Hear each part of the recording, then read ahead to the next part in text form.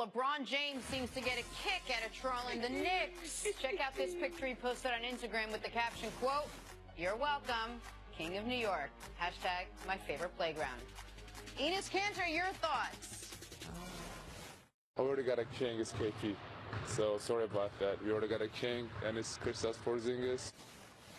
Oh, I guess there's some controversy over who the king is. King's is it got Kristaps? something in his eye. It's that jumper LeBron Or hits is it in the LeBron? game. All right, Nick, read between the lines here. Should LeBron consider signing with the Knicks in free agency? Is that what I'm missing, or is that No, what I'm picking up from that post? it's a non-starter because of the mismanagement of the cap when Phil Jackson Explain was there. that. I mean, they gave Joakim Noah $72 million after Phil Jackson left. They, for some reason, gave Tim Hardaway Jr. $71 million. They also, LeBron obviously thought they could have gotten a better player in the draft than the guy I'm going to call Frankie Nicotine and Dennis Smith Jr. So I do think part of LeBron's bitterness towards the Knicks is that, you know, there is a world that exists where if I were to leave the Cavs, that me, Wade, Melo, and CP3 all could have gone to New York. Like, that was open to them.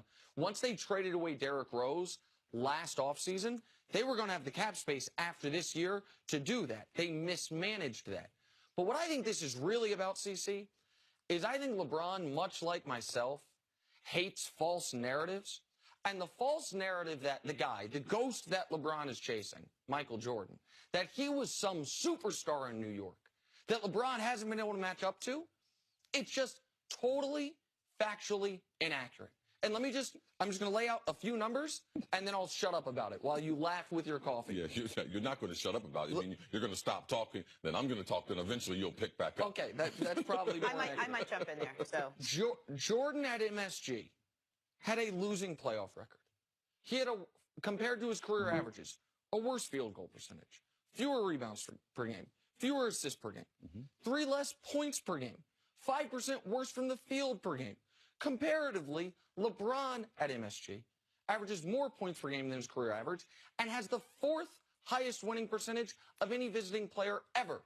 Jordan was 45th on that list. So part of this Jordan lore is he was so good against the Knicks, especially in the playoffs. In the playoffs, Jordan at MSG was 5-7. So, like, LeBron sees that and then sees what he did last night, or night before last, and there is, I think, some real, wait, what about the facts here, guys? And so I don't know what about that you found so funny, but I'm very curious to hear. It's amazing how you and LeBron are thinking the same, and you're chasing the ghost of Michael Jordan. Well, he said he was chasing the ghost. Yeah, and you're chasing him with them, because you're chasing LeBron. So you're chasing the ghost, too, all right? The Knicks teams then, those were great matchups. Those are great series. Those are good games. The NBA was at a different time. The physicality of the game was totally different. This really has nothing to do about nothing, all right? Michael Jordan's got 6 rings. Chase that, all right? That's the #1 stat. Chase that down, all right? 6 and 0. 6 MVPs, 6 championships. That's the number, all right? There is no more important number than that one. can I ask you something? If the numbers are so imbalanced as you seem to think they are, why is Michael Jordan, do you think, placed on such a pedestal here in New York, all over the place? Tell me why. Because we're not in the business. American society is not in the business of just handing people credit for no reason. Oh, well, I think that's a couple reasons. One is the one Chris mentioned, which is a totally fair one. The championships. But let's talk about New York. Not only the championships, but the fact that he never lost in the finals. Like, I mean, that is an enormous part of it, and that he was the MVP of all those finals, and was extraordinary in every single one of those series. Like, you've never heard me say anything bad about how Michael Jordan played in those NBA finals. In regards to the New York part of it, it is part of the same reason that Reggie Miller is considered this. I mean, he's an NBA Hall of Famer, despite never playing it like one, because he had some epic battles in New York City. So Reggie is not a Hall of Famer, but Dwight Howard is? Okay, well, like, this is... No, because you said that. You said that on this show. Listen, Dwight Howard was Hall of Famer. Dwight Howard has 4 different top 5 MVP finishes. Dwight Howard, I think, is a 10-time All-Star. Reggie Miller's a 2-time All-Star. Dwight Howard's a 6-time first-team All-NBA guy. Reggie Miller was 0-time first or second All-Team NBA. But Reggie Miller threw up the choke sign at Spike Lee and had epic games in Madison Square Garden. Jordan had epic battles with the Knicks. And that's the #1 media market. That was the Knicks with Pat Riley. He also, when he came back from retirement, had the 55-point game. So we forget that in the middle of Jordan's prime, over consecutive years, he lost 4 straight playoff games in New York. To a good team.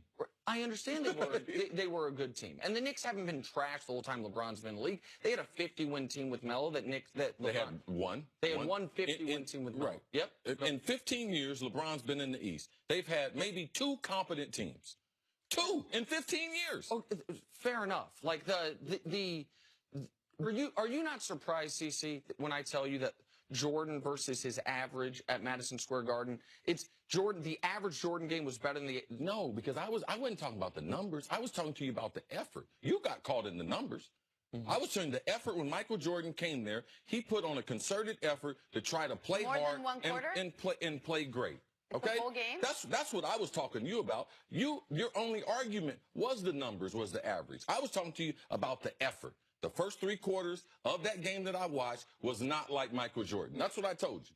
And you told me, oh, the preparation for an NFL season is totally different. No, hold on. I just don't believe in playing basketball that way. The argument we were having at the game was, you made the point, you were like, Michael Jordan, even if he didn't have a shot, he'd go down shooting, essentially. Go 7 for 30 if he had to. Right? Yes. And maybe this is just a difference of aesthetics.